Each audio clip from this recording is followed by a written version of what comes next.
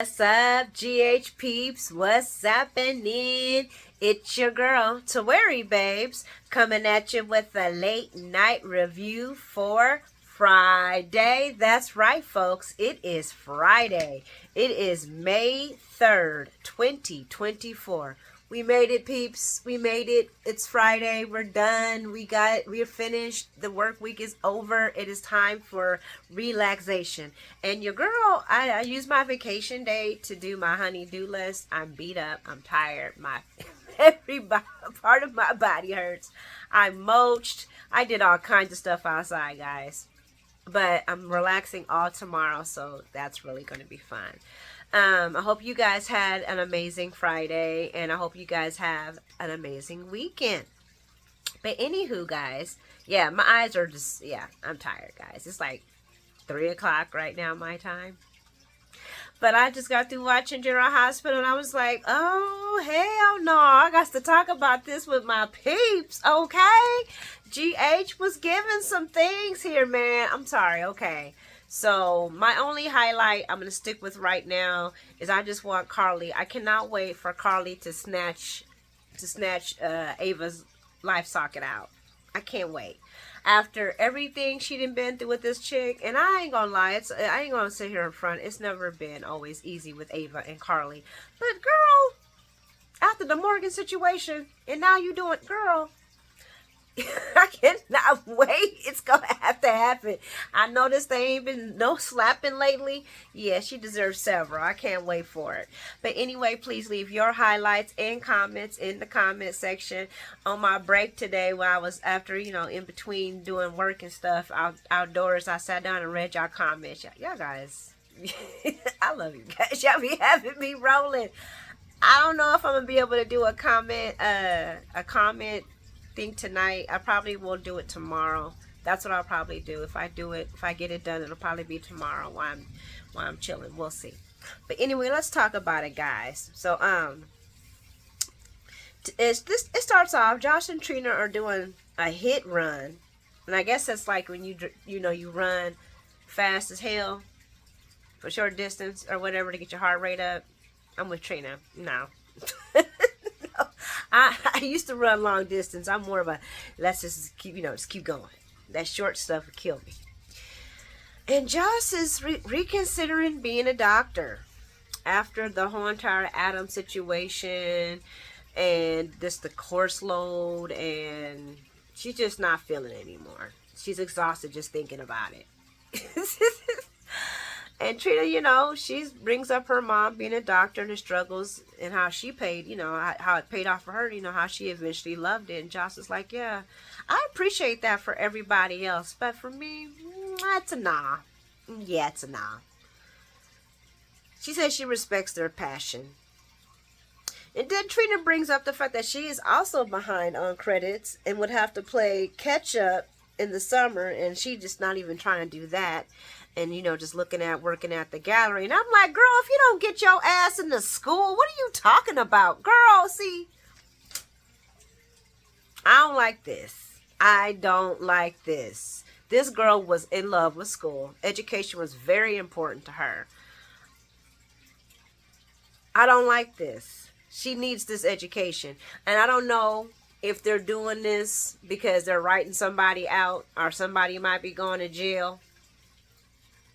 Name A, last name J. Something might be happening with that person. And Trina's going to inherit the gallery or until Avery's of age. You know what I'm saying? But even still, that's not really Trina's, Unless Ava finds a way to, I don't know, because, Avery does have her father, too. But, girl, if you don't go back to school, what the hell? Y'all guys, y'all let me know how y'all feel about this whole entire thing. I mean, because Joss ain't talking about dropping out of school. She's just talking about changing her major. She was even talking about keeping it in the science direction. Trina better. What the hell going on here? Y'all let me know what y'all think about that. Joss does bring up about Trina. A lot of this is behind Trina grieving Spencer, and Trina's like, "Girl, I'm trying to get over this. I can't keep grieving forever." This conversation was just so everywhere right now. But she wants to find her happiness again. She wants to find some change. She got to get out of this rut, and I do feel that. And of course, next thing we know, there's Dex and his little crew jogging through, and I just wanted him to trip and just fall. I'm sorry, guys.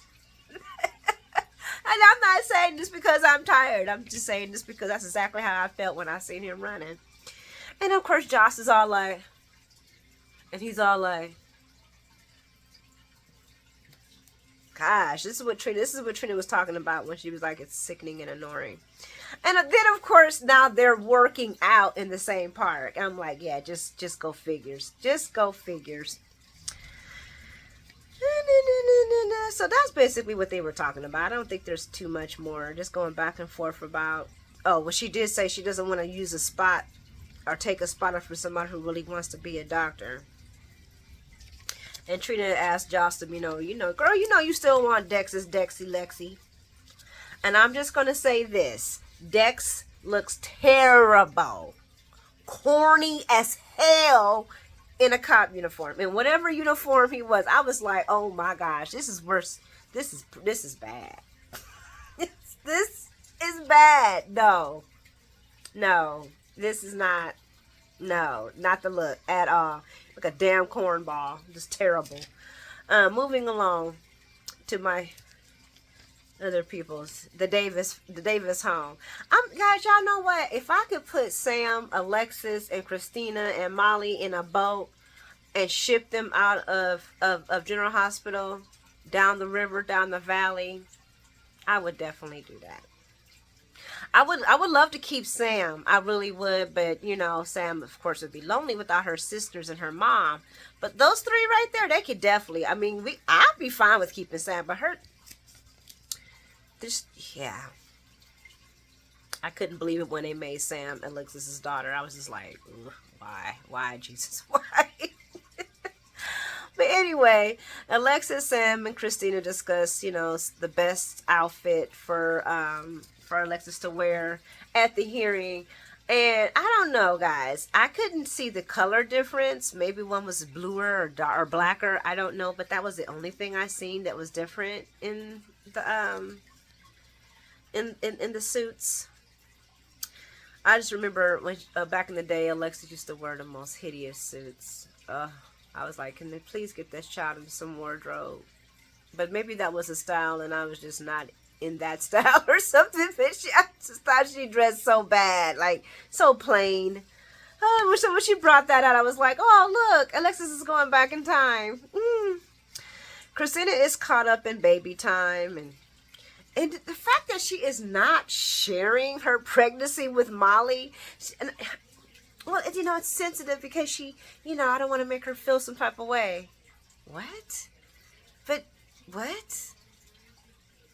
What? And then she comes at the end talking about how they're just treating this as this is just a notch on their belt and they're not really like interactive. I'm like, but you're not even talking to your sister about, what you're talking to Sam and Alexis. And y'all guys was watching the looks that they were giving every time she said something. We all gave the same look. This is a trash. This is a fire. This is a train crash waiting to happen. But Christina is enjoying being pregnant. Sam Alexis is worried. She's growing too attached. She's growing very much attached to this baby. Sam heads out to pick up Danny, says her and Danny's still beefing. He's not really talking to her. Can't say I don't blame her at all. And Christina, of course, brings it up. And this is what I had to say. I just wrote down what my highlight of that. Christina can keep her damn opinions about Danny and Jason to her damn self, okay? Just keep her damn opinions. As much as Jason has looked out for you, girl, if you don't hush. And then she has the nerve to say, well, Jason's, in a dangerous world, so is your father. So does that mean that TJ's right then for him to want to keep his unborn fetus from a possible sniper missing and hitting you accidentally like it hit Curtis? Is that what we're saying, Christina? Is that what we're saying? Because what you're saying when I know doesn't make sense. You're going to sit there and tell and say Sam is right, but then that would mean TJ was right, right? Because that's your father. Danny's Jason's father. So if you feel like it's okay for Sam to do that, then it would be okay for TJ to do that, you hypocritical twit. Ugh.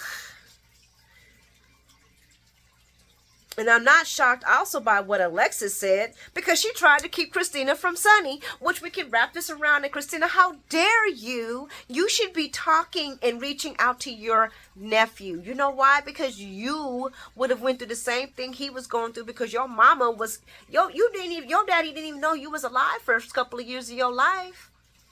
And you was going through some horrible sickness, and that's when it was just, oh my gosh, it was so horrible. Was it her? Wasn't she in the hospital? I think she was the baby girls in the hospital. Something was going on with Christina.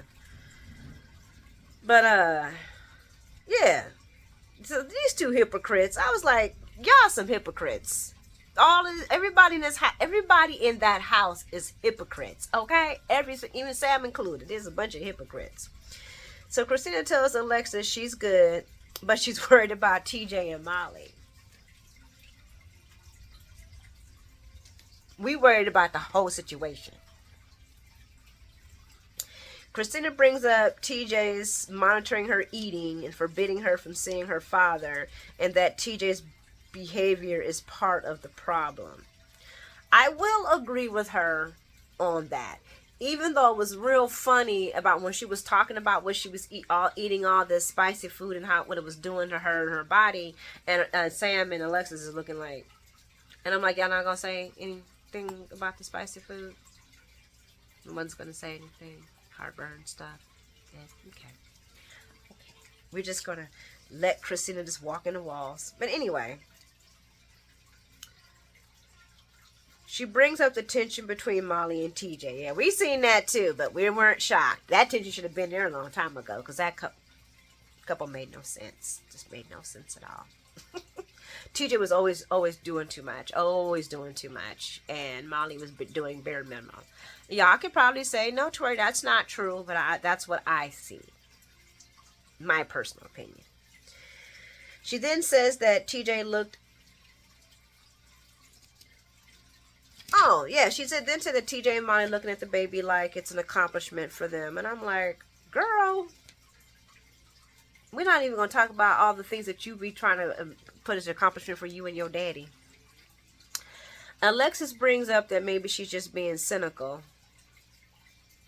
Christina wants them to just fall in love with the whole entire falling in love with the baby, as she's falling in love with the baby and everything else like that. And Alexis is like, oh my God, I warned you all about this. And she asked her daughter a point blank question. Look, I don't need you to be so much honest with me, because we are not going to sit here and say that TJ and Molly do not love this baby. We're not going to do that. No, we're not going to do that. But what I want you to do is I want you to be honest with me and tell me, are you starting to see yourself as the actual parent for this baby and not Molly? Are you seeing yourself as taking over? Are you falling in love with the situation of this being your baby and not Molly's? What is going on? Because it looks like to everybody that's watching you on TV land and on the screen, that's what's going on. And to be honest with you guys, should we really be shocked? Should we really?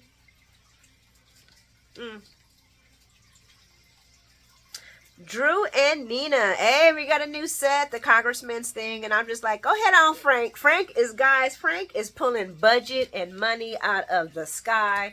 We got Maxie looking fly. We got J-Dog back. You know what I'm saying? It's, new sets. People got apartments. Everybody happy. I'm happy. We all happy. Well, not everybody happy. But I don't go to those places that, I stay away from all of that online stuff. I don't really mess with that.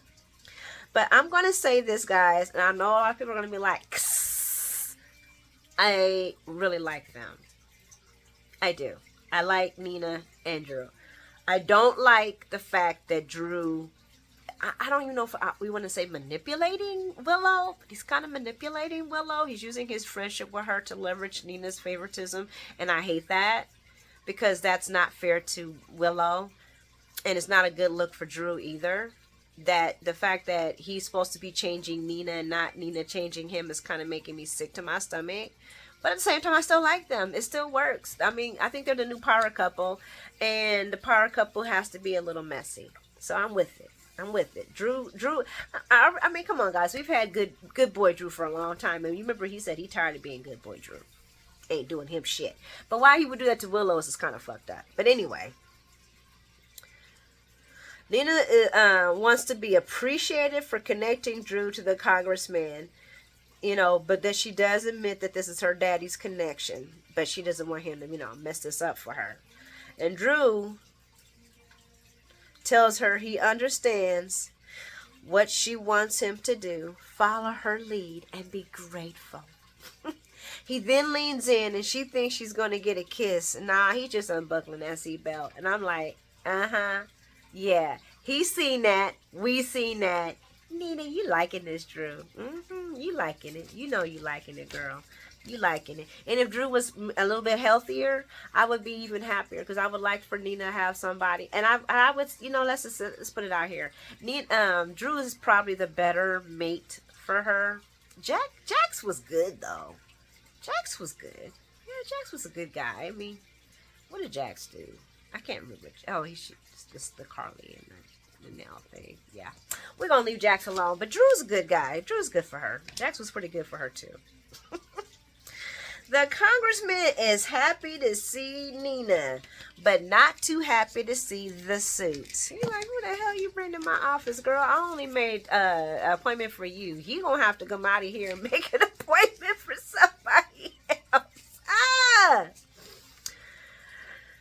Nina tries to get Drew to exit, and Drew lets the congressman know, no, man, I'm trying to build something for your constituents. And when he said that, voting people. That's what he meant. People who vote. We all know what he meant. Drew drops his sales pitch working with the deputy, and Drew drops his sales pitch and adds in that he's working with Deputy Jordan Ashford. And it made me wonder, is he just being smoozy oozy with Jordan? So because I really hope they don't match them two together. I don't like it anymore at all now. I mean, I didn't like it before. It disturbed me before, but now it disgusts and disturbs me. Guys, we got to push it out into the atmosphere. No Jordan and no Drew. Anyway, Congressman is impressed with Jordan and with her promotion to deputy mayor, but can't help due to his progression of stage 4 lung cancer. And I was like, dang, that's crazy. Man, look pretty healthy, but you never know, you know what I'm saying? Nina offers her condolences, and Drew doesn't give up. He uses the legacy speech on the congressman. And Nina tries to skirt and end the meeting. Drew continues. Congressman questions Drew's might turn the project into a luxury apartment. Congressman then asks Nina, can I trust this guy? You did bring him to me. Oh, and this is when Nina looks at them. He looks at her, and she's like, Drew, not just to mention he is a Navy SEAL, but he's also a philanthropist, and he excels in with Aurora and his commitment to the city. And he's a good businessman. He's tough but fair. And I'm thinking, and y'all remember, right, when she just gave Drew a glowing recommendation. But didn't she just slander this fool in The Invader? Was it The Invader or some other article? when the whole entire Aurora murder thing was happening? I hope the congressman doesn't read the news. And it's a done deal. Nina did draw in the deal for Drew. She did seal the deal for him.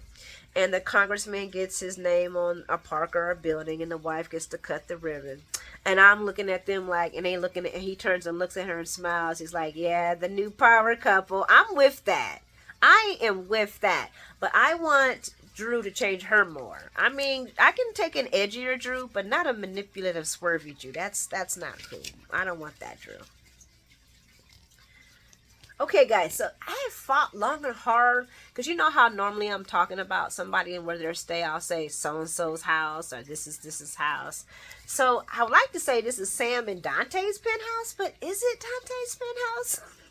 It's Jason, who gave it to Sam, just so Sam could sit there and be the person she is. And guys, thank y'all for letting me know about Elizabeth twerking off the money. Not twerking. What, twerking off the money? Jason set her up, guys.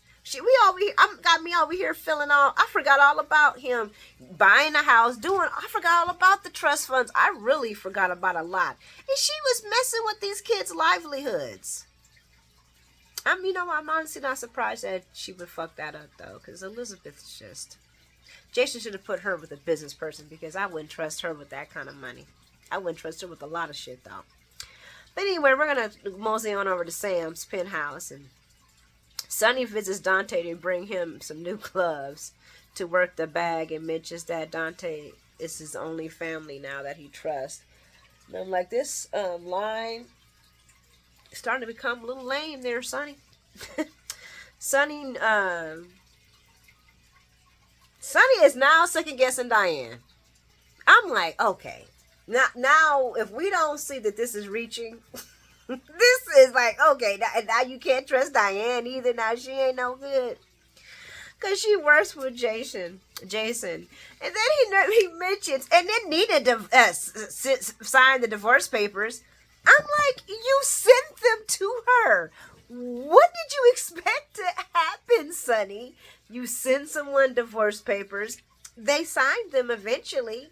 And I mean, she did take forever to sign them. But no, he don't mention that.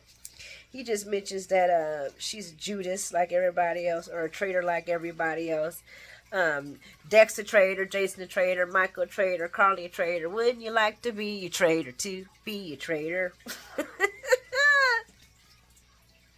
And Dante's face during the whole entire conversation, he's looking at his dad like, dude, calm down. You're just going here, there. Like he's going into mania. It's just, I hate to see this. I hate to see Maurice, but Maurice is playing this one up so good, and I'm loving it. Oh, and you know what? And I miss him calling Michael Judas. I'm not gonna lie, I loved it every time he said a Judas. Then he rewrites history and tells Dante that Carly told him to get out of her life. I'm like, now we were all at the Metro Court, Sonny. Y'all were at the Metro Court. We were all at the Metro Court. We seen, heard, watched the conversation. And and then he says she's trying to cut me out of my kids and my grandkids. Brings up Dex and tells Dante not to trust him. I'm sorry. I would agree with that. Dex is not to be trusted, guys. Y'all need to look at how he's moving, okay? He's lying to Anna about the real reasons why he's doing what he's doing. He's lying to himself, because when they were at the Pine Barrens, he was just telling Sonny how if he had a chance, he would go right back to working for him. It was up to the point when Sonny was like, I don't want you, when Dex all suddenly started thinking all the stuff that he's thinking now. He thought everything that Sonny was doing was just fine up until Pine Barrens. And even after that, it wasn't until later on that he realized that Sonny didn't want to do with his butt no more, when he became a stool pigeon. So, and I'm sorry, I agree with Sonny. I would not trust Dex either. I wouldn't. But he says, I was good to him, and he betrayed me too. And I was like, well, honey, he was hired to betray you, so yeah.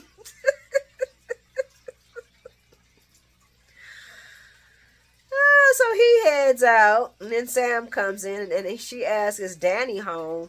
And I'm like, wait a second, didn't you go pick up this kid? What you mean, is Danny home? They discuss Sonny's visit and the Dex situation, and him and Anna's conversation about the Dex situation. Sonny possibly intervening with the Dex and the police situation.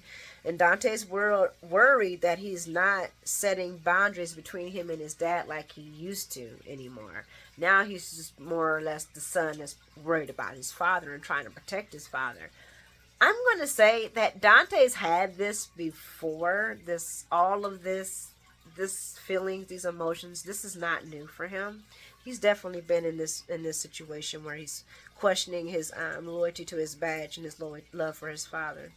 But Sam agrees with Dante and tells him that, yeah, actually, you telling Anna that it was a good idea. We all agree.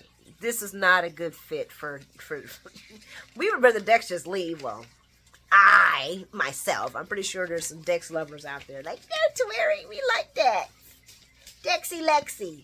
I'm just saying, we have enough doofy cops on the police force. Do we really need another cop? I would have preferred another doctor. This is General Hospital, by the way. Anyway, so Dante confesses to Sam that he is worried about Dex getting or dropping info on his dad. And that's not thinking like a cop. And he's also worried about his dad being guilty. But guilty of what? Because what would he be? I mean, he stopped everything. He stopped the arms deal. He didn't unalive Cyrus. And I'm going to be honest with you guys, I wouldn't have been mad if he did. Cyrus is a bad guy, man. Sometimes a bad guy has to get it. What the hell's going on in this world? Anyway, you see I started coughing because God was like, don't be saying that, Taweri. Anyway, I highlighted Sam's like, fuck! I left Jason because he was living a dangerous life. Please don't take over your father's business, please. Wouldn't that be the ace in the hole if she left Jason because of his dangerous life and Dante ends up taking over his father's business? Sam tells him that it's just one thought. That's all it is, Dante. Don't let that trip you up. And you have arrested your father before. Dante brings up, and this is a good point, but I'm going to follow up on that one. Dante brings up his dad's a criminal, has a criminal enterprise that I know, you know, everybody knows. And the fact that he has never busted or stopped him. And I added, because your dad is slick motherfucker. You ain't gonna bust him. Come on, Dante. The only time you could have ever busted your father was when he shot you. That was it. You ain't caught Sonny's hand in nothing, okay? You ain't overlooked nothing. You might not tell him, I don't want to hear about what you're talking about, but he ain't gonna tell you anyway. He don't want to compromise you. But he's got to face reality that if he's not willing to enforce the law on his father, then he has no business being a cop. And like I said before, this is not the first time that he has been here. So we're going to wrap it up and we're going to head on over to Sonny's penthouse, where I was just praying that Carly would come and jap slap the taste and flavor out of Ava's mouth any second. Just slap her one good time. Just psh. And I'm pretty sure after this is all said and done, there's going to definitely be a slap fest, either from Nina or from Carly, one of the two. Carly comes in to see Sonny, walks right past Ava, who snarls. And I highlighted, can't wait for Carly to knock that snarl off of Ava's face. Ava brings up that Carly can't boss her around no more because Sonny sees her as a traitor. And I'm just looking at Aunt Ava like, you do know this is short-lived, right? You do know you're going to have this girl in your corner, especially if you want to see Avery, right? Because when Sonny finds out what you've been doing, do you really think he's going to be favoritism for letting you see Avery? Anyway, moving along. Carly tells her, but when Carly, babe, checked her ass, let me be clear. You may have appointed yourself as a little gatekeeper, roommate, whatever you want to call yourself. I was like, want to be Carly? That's what she called herself. I want to be Carly. They all want to be you, Carly, but they can't. Nina, sure, they all wanted to be you, Carly, but they can't.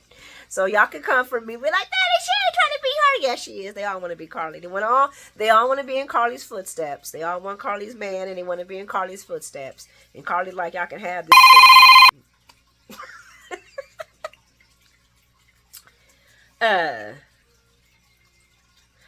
She says, but I will speak to my ex-husband, the father of my children, whenever I goddamn want to, you child fucking shoulder pad wearing, having long haired cooter cat. She didn't say all that. That was me ad-libbing. Ava says something about leaving a message and waiting for his call back, which she probably won't happen. And Carly tells her she claims to be confident and sounds defensive. Ava calls Carly desperate because she's not in Sonny's circle anymore and feels him slipping from her fingers and grasp. And then this is when I started thinking, it's because he's not on the proper medication. And you know he's not on proper medication. So you're just saying this to be petty to Carly while you're sticking it to your kid's father. And you're sitting there and you're lying to yourself, telling Nicholas and yourself that you're protecting him. And you cannot let it. This is just not good. Not good at all. And P.S. she's waving false flags. And then I added, she really think Carly care about all that? So Sonny walks in looking a little panicked and asking about Donna. And Carly shoos Ava out. Even if Ava tries to use her somewhat leverage, it don't work and she leaves. Talking about she has to call the whatever. But Sonny wasn't sitting there telling her, wasn't saying nothing, just looked at her like, please go, please. Carly tells Sonny that his erratic behavior, hating and betrayal talk, and all this other bitchiness, I'm not bringing Donna over here tonight, tomorrow, or at all. Not doing it. She should not be seeing you this way. This hatefulness that you're having towards me, it's not good for her. And Sonny's like, you're just using this as a no. I'm not going to expose my kid to adult stuff. This is adult behaviors. This is not happening. I don't want Donna involved in adult situations that she has no understanding of. Sonny asks Carly, does she think he would do that, like talk about her bad in front of Donna? And Carly's like, I don't know what you would do. You ain't been yourself since Nixon Falls. I don't know who this man is. I don't know who you are. Nobody does. To where you know who he is? No, girl, I don't know who he is, girl. I'm wondering myself. I want to tell you what's really going on, but can't. Sonny says he has rights and he will take her to court. And Carly's like, take me to court, bitch. Take me to court. I don't care. Put it all out there. Put all your dirty business out there. Ain't no judge gonna give you my baby.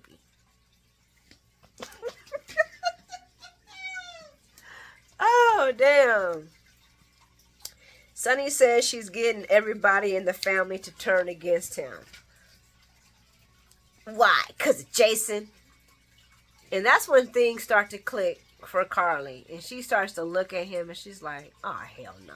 She goes right for the medicine cabinet, pulls the meds out. And he's like, what are you doing? What are you doing, Carly? What are you doing? She's like, I am looking at your meds. I'm counting them damn pills. I think she was counting. Then she be like, we need to check your levels. Something is off. Something is wrong here. Your levels is off. We need to go to the doctor right now. No, you need to get out. No, you need to get your levels checked. No, you need to get out. You need to get out right now. And I was like, you know what? I hope and pray my girl took a pill. I hope she took a pill. I hope Carly Babes took a pill. She probably didn't. But man, if she did and she gets that tested.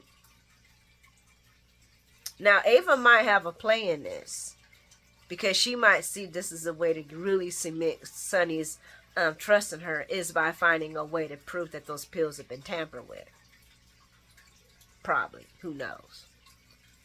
But I hope Carly did, because if Carly took one of those pills and she gets them tested and she says something's not wrong with them pills, then you know who they're going after. The person's fingerprints is all on them. Ava's dumb self. And that serves Ava right. It serves her all the amount of justice. It does. Because she should have told... I would have been so down for her and Sonny if she would have told him the truth. If she could have even manipulated the situation. But if she at least would have told him the truth so that he could be aware of himself. He's being attacked by too many different people. But anyway, guys, I think that was it. I don't think I have anything else. I'm looking forward to Monday's episode. Like I said, I really do hope Carly took them pills, but at least one of them. But you guys have an amazing weekend. Enjoy it. I hope you relax. I hope you're spending time with whoever you want to spend time with. I truly appreciate every single one of you guys. You guys have an amazing night. Sleep well. Be blessed. I'll see you Monday or Saturday. I'm gonna try to do those comments Saturday.